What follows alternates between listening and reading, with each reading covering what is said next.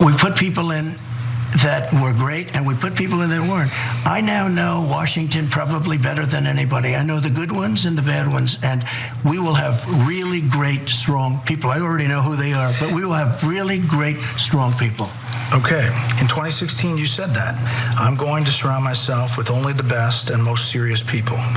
Yeah, and while I was prepping for this, I was thinking about some of the people in the administration. Bret Baier, we'll hear from him in a second, talking about some of the ones that are running against him and others. But Tom Price at HHS had to resign, took $900,000. Scott Pruitt, all kinds of travel and other, he had to resign, travel and other violations. Michael Flynn, we know, he pleaded guilty to lying, had to be pardoned. Paul Manafort, Rick Gates, Rob Porter worked in the White House, had abused ex-wives and had to leave the White House. George Papadopoulos, Wilbur Ross, who had fraud, millions of dollars of fraud in business outside the White House, still answering for it. Steve Bannon, we didn't even get to. Bill Shine, who was at Fox News and at the time when all of those sexual harassment allegations were there. The list just goes on, and Bret Baier has more. Your Vice President, Mike Pence, is running against you. Yeah. Your Ambassador to the United Nations, Nikki Haley, she's running against you. Your former Secretary of State, Mike Pompeo, said he's not supporting you. You mentioned National Security Advisor John Bolton. He's not supporting you either. You mentioned Attorney General Bill Barr, says you shouldn't be president again, calls you a consummate narcissist and troubled man. You recently called Barr a gutless pig. Your second Defense Secretary is not supporting you, called you irresponsible. This week, you and your White House called your White House Chief of Staff, John Kelly, weak and ineffective and born with a very small brain. You called your acting White House Chief of Staff, Mick Mulvaney, a born loser. You called your first Secretary of State, Rex Tillerson, dumb as a rock, and your first Defense Secretary, James Mattis, the world's most overrated general. You called your White House Press Secretary, Kayleigh Canady, milquetoast, and multiple times you've referred to your Transportation Secretary, Elaine Chao, as Mitch McConnell's China-loving wife. So, why did you hire all of them in the first place? Because I hired 10 to 1 that were fantastic. Damn, I mean, that was unbelievable. He just went through a list of people, and actually some of the people in there were probably the finest people that in his administration. I mean, wow. Yeah, so look, I've been saying this for years. If you were gonna hire the greatest people, why did you hire all these people that you now call losers? I started saying that about a year into his administration because he'd already fired so many people. And after he fires them, he's like, "Dad, there's a pig rolling in mud. I hate him. Tiny little brain," right? Well, then why'd you hire the tiny little brain guy? Like what you couldn't tell in the job interview? What does that make you? I guess that makes you a tinier little brain, isn't it? Okay, so, and this is the guy who said, "I'm amazing at business. I'm the best manager. I'm the best manager." Do you look like the best manager? I mean, that's unreal. Look, from time to time, you'll have things that go sideways. It happens, right? It happens in other administrations too, and you gotta let go of some people. This is unlike any other administration. I've been covering politics now, unfortunately, for a quarter of a century, okay?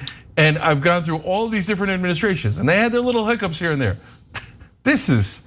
Look, things with Trump are so crazy that any one of these would have been the biggest scandal in another administration. If Barack Obama had a giant falling out with Eric Holder, his attorney general, and they called him a pig afterwards. And Holder said Obama's like a petulant child and definitely broke the law. I mean, it would be heads exploding. People would talk about that for decades. But with Trump, there's dozens and dozens of these. So which one do you keep up with? Now, there's no way around it. There's no either. Even by his own standards, Trump is the world's worst manager. I mean, there's no question about that. And also, you wouldn't have a president before Trump saying that he only has the best people, right? I mean, they don't talk about it. They just go ahead and they do the business of the country. Bret Baier went on, or it wasn't Bret Baier who went on. So you talked about his management skills and Trump's management skills. So too did Chris Christie, a former friend, a former enemy, then a former friend, and now an opponent in the 2024 Republican primary. Here's Chris Christie. Well, look, Jake, I stood on the stage in 2016 and heard Donald Trump say he would only hire the very, very best people and he would know how to manage them. But think about what happens here. Here's what he says about Rex Tillerson when he gets in. He says he's the embodiment of the American dream, former CEO of ExxonMobil. He said when he left, here's what he said about him. He's dumb as a rock and lazy as hell. About General Mattis, 4-star General Mad Dog Mattis, he said he was our very best general and that he was the closest thing we had to Patton. When he left, he said he was the most overrated general in American history. Now look, either Donald Trump, if you believe what he said when they left, that means he didn't pick the very best people and doesn't know how to pick personnel.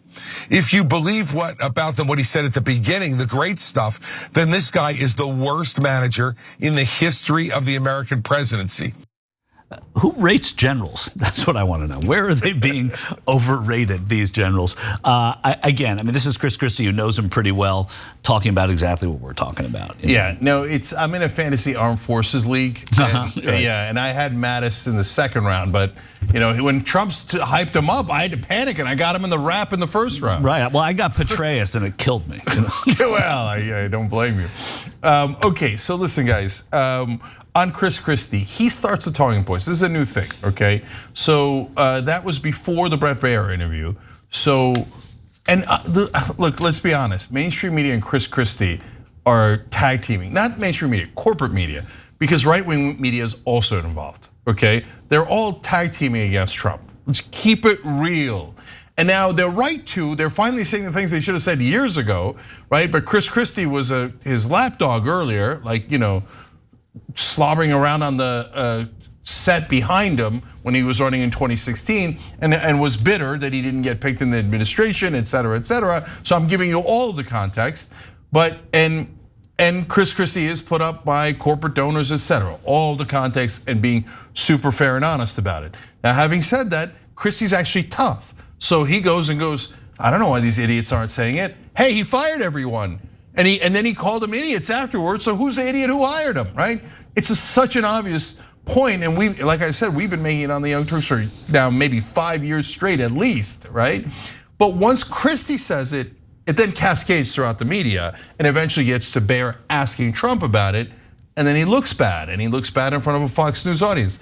Look, I think Chris Christie now has gone from 0 to a little bit of a chance, because he's the only one who's actually fighting Trump. Well, people are saying he's the only Republican in the race, like clear, old-fashioned Republican, or old-fashioned by meaning 2014.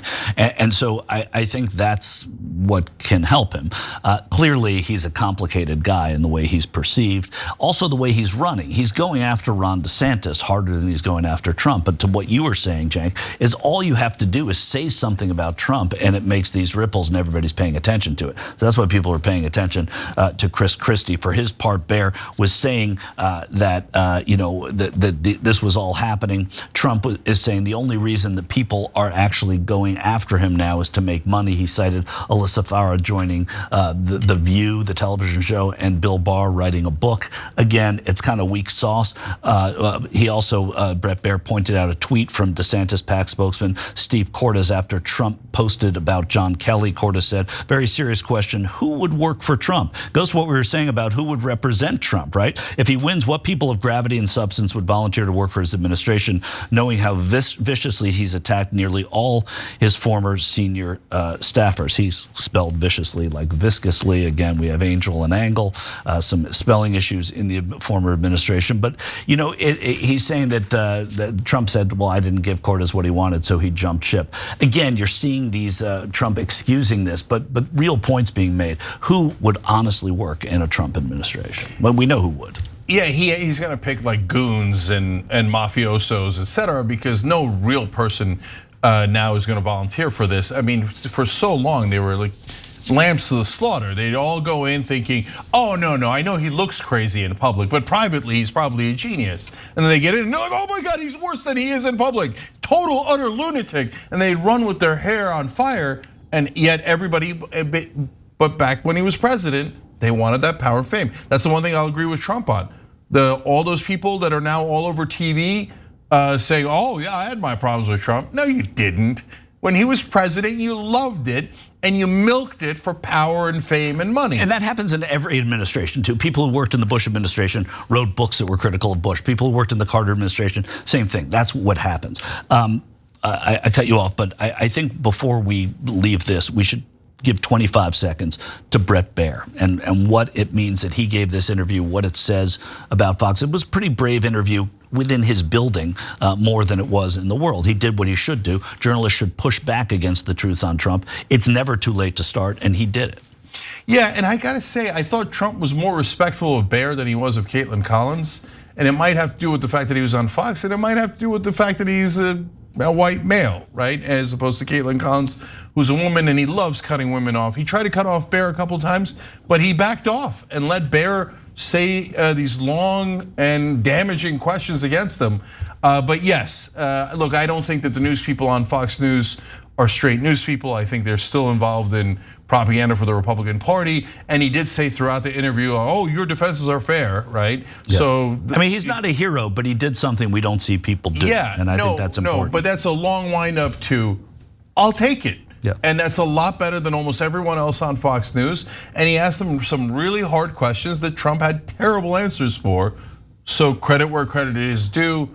And in this case, Bret Baier earned. Yeah, our friend Jim Avila, who Cenk and I know, wrote a piece today in Barrett's News Service about just that. People, the journalists that should push back. It's Jim Avila, ABC, Twitter. I urge you to do it, not just because he's a friend, but it's a great article about it.